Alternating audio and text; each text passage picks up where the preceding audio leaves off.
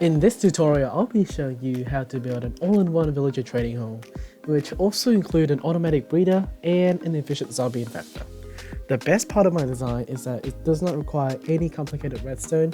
It is a flush design with the terrain so that you wouldn't have to worry about landscaping, and you'll be getting the stone in the process, which you can use to trade with the villager.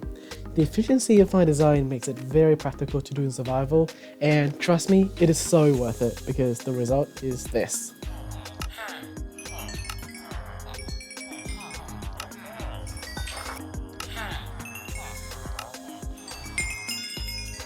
So the first thing that you need to do is to find a village. And once you arrive at the village, the first thing that you need to do is to lock every single villagers in their houses, just to keep them safe until you can build the trading hall. You should try to at least secure 2 villages in order for this to work, but I would advise you doing more than that so that you can speed up the process. There's a cleric here. Good. I would advise for you to murder the nitwits. I know it sounds very cruel, but it's villagers, okay? They don't need rights. So once you've secured all the villages, you can go and get diamonds, get like a stable source of food. I would also advise for you to get a sheep farm so that you can get a good amount of beds for the breeder. So I've got a sheep farm set up and a cow farm set up, and also did quite some mining. And now I'm ready to move on to the next step, which is building the trading hall itself. I will start carving out this hill right here, which is going to be our trading hall.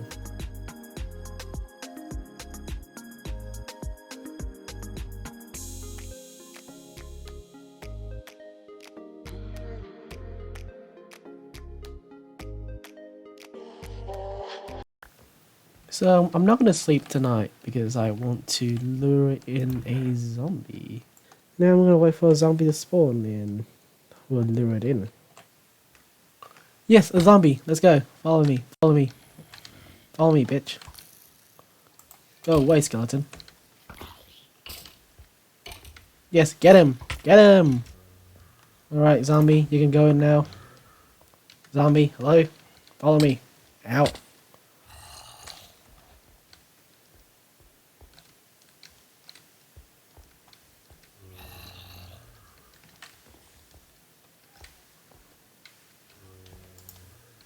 There we go. Zombie trapped.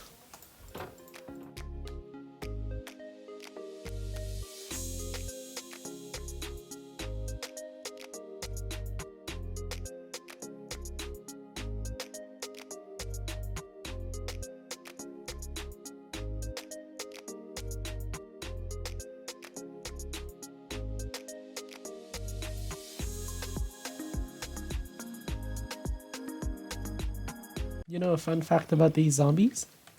They do not walk over rails.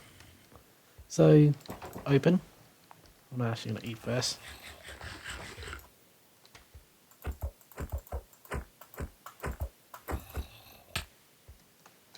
Yeah, so I'm going to go over here.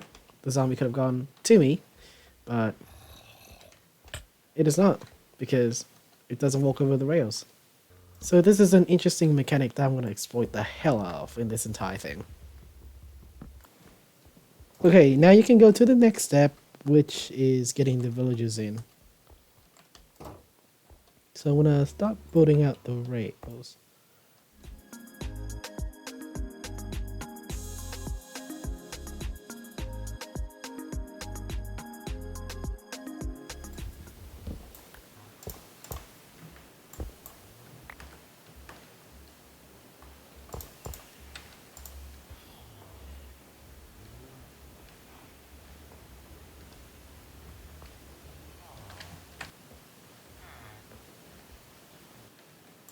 You can see that the villager could have gone out right here, but it's not because it's a piece of rail.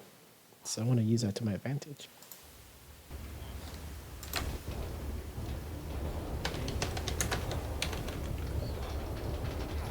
Enjoy the trip.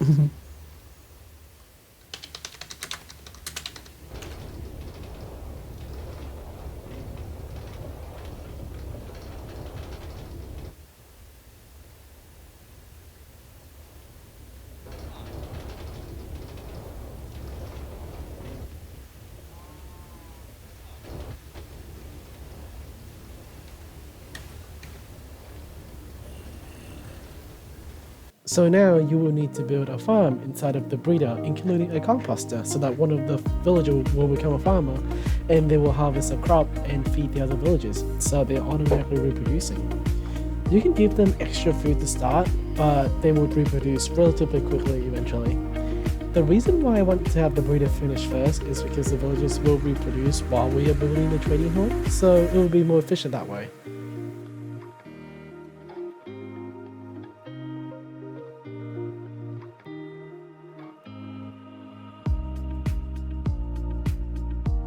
So now I will show you how to zombify a villager and move them to the trading area.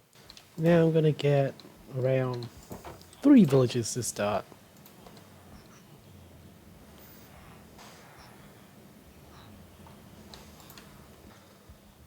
There we go.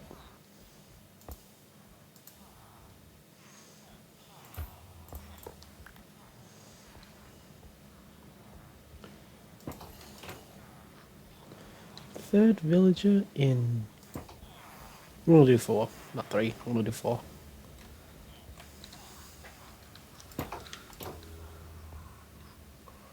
Alright, so all the villagers are in. Remove some of the rails.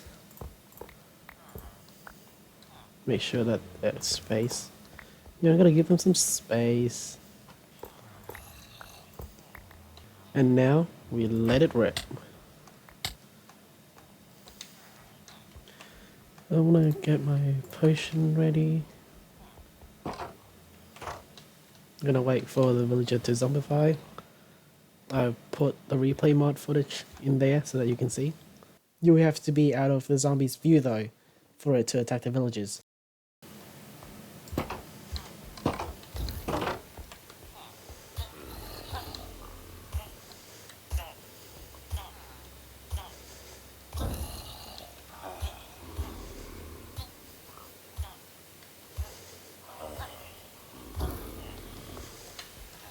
So now all the villagers are zombified, and the best part is that I can put the boat in. Zombies contained, and now I can get on with the queuing process. So pretty straightforward. Weakness potion and gaps.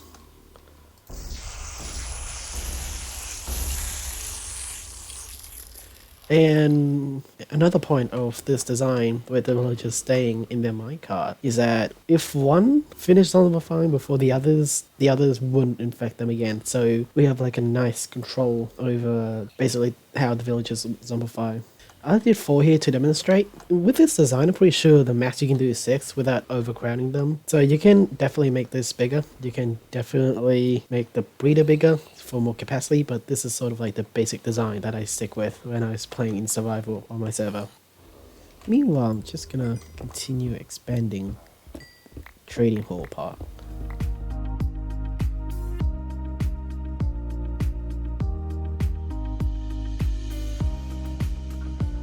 So you can see that one villager is killed and the others aren't attacking him because they are all in the minecart. See, so this is 4 emeralds for the clay ball. I want to get this down to 1, so I will do another round of zombifying queue.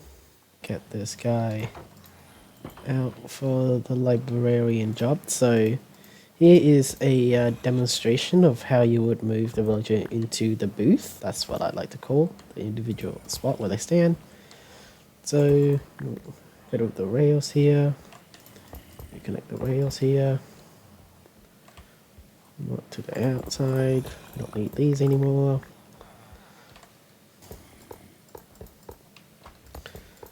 Route 1 in here.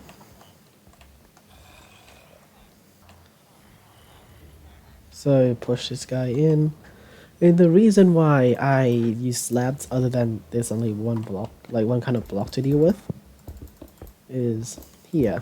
So you might think that the villager might be able to, you know, sort of jump out, but you can't. And also when you are getting the villager out of the minecart, make sure that everywhere around the village is covered so that it wouldn't teleport anywhere else when you break the minecart. So, and you can crouch in, take the minecart, take the rails, and yeah, that's half the job done for the villager in there. So you can leave it like this as a unemployed villager if you want to decide on a job later. So now let's say if you want this to be a librarian, put a block right here so that the villager won't go anywhere when I get rid of this block. Put this here, and through this gap you can actually see. So, ooh, flame. Yeah, so you can cycle through getting a mending trade. So this is actually a pretty good trade. From, pretty sure that's 10 or 18 emeralds, you got 1 emerald book trade. So this is a really good deal.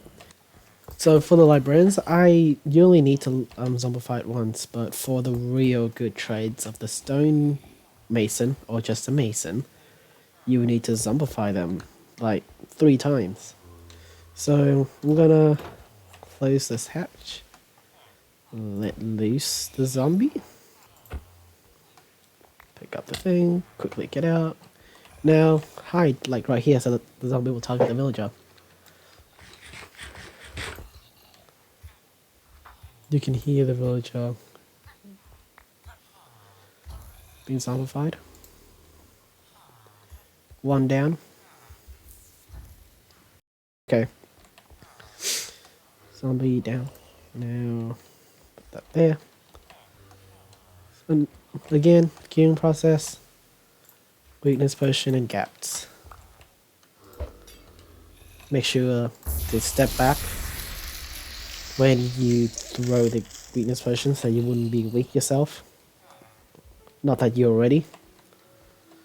Now we're gonna reroute the rails to the mason side, which is over here.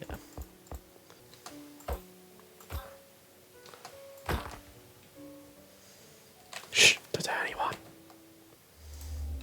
Oh hey. 1 is done. See, 1 emerald Kai. So we'll trade with them. See how good our deals get. Where would that get to? Yeah, so you can see that it's a 7 emerald stone. If we get to 1 emerald through another round of curing and zombifying. So that's what we're gonna do. So now they're ready for another round. So get rid of this and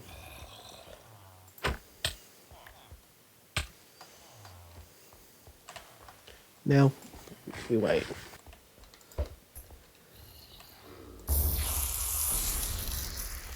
Loud. You do not just have to use stone masons, you can also zombify any villages you want and get any profession you need.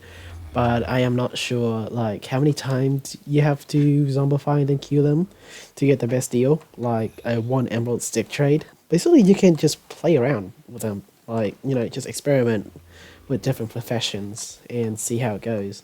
1 stick for 1 emerald trade for the Fletchers, and even a 1 paper trade for the librarian. So you can just constantly zombify and then cure them. But it will take quite a lot of resources, especially golden apples. And in survival, I only managed to get like 6 of these fully max mason because it's just so resource intensive. But they're so worth it for like the emeralds that you get. Let's go 1 stone, 1 emerald trade.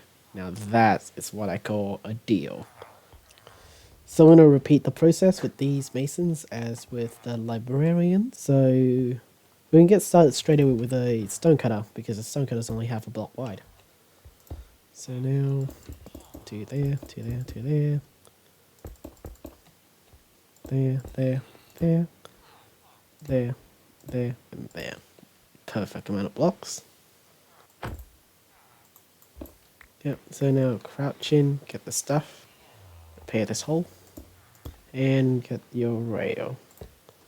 Gotta be careful though.